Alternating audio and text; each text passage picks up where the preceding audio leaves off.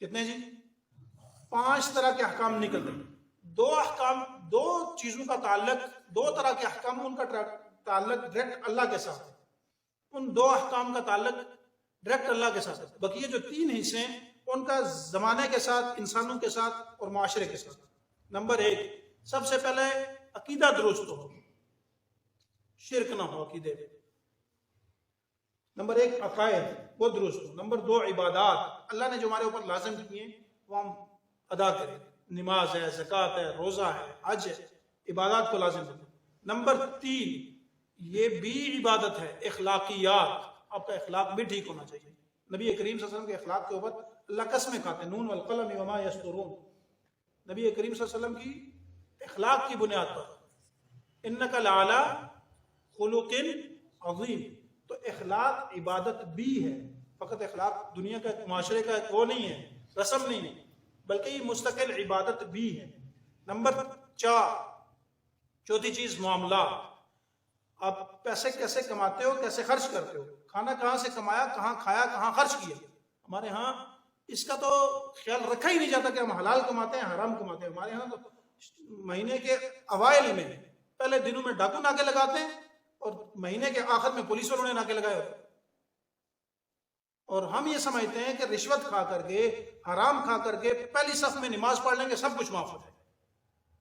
ایسا نہیں۔ ایک بڑا خوبصورت مثال ہے سمجھنے کے لیے۔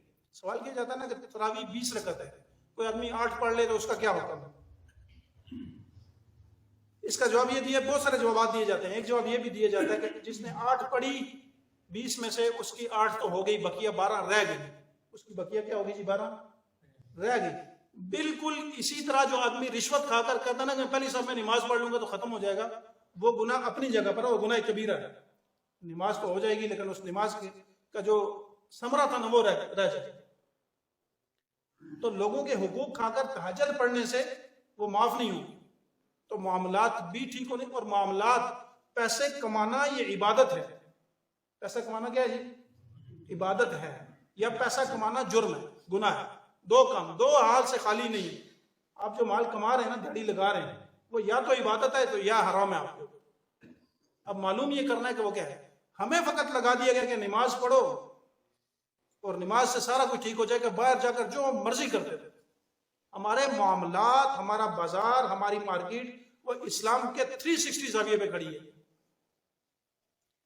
تو چوتھی چیز ہے عبادت میں معاملات۔ 5ویں چیز، ہم رونا رو رہے ہیں کہ ملک ترقی نہیں کر رہا۔ 5ویں چیز ہے حکومت اور سیاست۔ میرے نبی کریم صلی اللہ علیہ وسلم نے جتنی بھی زندگی گزاری نا، ہم یہ سنیں گے، بار بار پڑھیں گے کہ نبی کریم صلی اللہ علیہ وسلم نے پتھر بھی باندھے پیٹ کے اوپر، نبی صلی اللہ علیہ وسلم نے فقر و فاقے کے اندر بھی زندگی گزاری ہے۔ لیکن آپ کوئی بھی سیرت کی کتاب اٹھا کے دیکھیں، پاور ہمیشہ صحابہ کے ہاتھ میں رہی۔ ہم نوٹ کے غلام ہیں جی، کاغذ اکٹھے کر کے رکھو۔ صحابہ نے کبھی بھی کاغذ اکٹھا نہیں کیا، کبھی بھی پیسہ اکٹھا نہیں کیا، جس کو مال کہتے ہیں نا وہ اکٹھا نہیں کیا۔ پاور میں رہیں۔ نبی کریم صلی اللہ علیہ وسلم اسلام سے لانے سے پہلے بھی خاندان پاور میں تھا، بڑے لوگ تھے، 100 اونٹ ذبح کر کے حاجیوں کو کھلایا کرتے تھے۔ اور اسلام جب آیا نبی کریم صلی اللہ علیہ وسلم کے پاس 13 سال کے بعد بقیہ جو زندگی گزری ہے وہ بھی پاور میں گزری ہے۔ اس پہ جب آپ نے پیٹ پہ پتھر باندھے نا، اس وقت آپ وزیر اعظم تھے۔ اس وقت کون تھے جی آپ؟ فاقہ تھا لیکن پاور آپ کے پاس تھی۔ آج ہمارا مسلمان یہ سمجھتا ہے کہ پاور کو چھوڑ دو، باقی ساری چیزیں جو نا وہ اختیار کر لو تو شاید ہم ترقی کر لیں۔ ایسا نہیں ہے۔ تو 5ویں چیز عبادت میں وہ سیاست ہے۔ حکومت اور سیاست بھی اسلام کے مطابق ہوگی تو ہم ترقی کر پائیں گے، وگرنہ ترقی نہیں پائیں۔ تو 5 طرح کے احکام نکلیں گے۔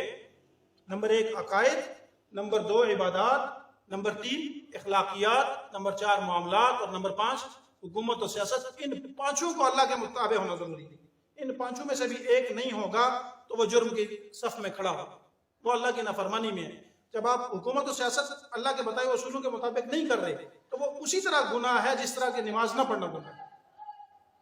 آپ دکان کو اسلامی اس کے مطابق اصولوں کے مطابق نہیں چلا رہے، حرام کما رہے ہیں، وہ اسی طرح گناہ ہے جس طرح زکوٰۃ نہ دینا گناہ ہے، جس طرح حج واجب ہو اور نہ کرنا گناہ ہے، جس طرح نماز فرض ہو اور نہ پڑھنا گناہ ہے۔ تو یہ 5 قسم کی معاملات ہمارے ساتھ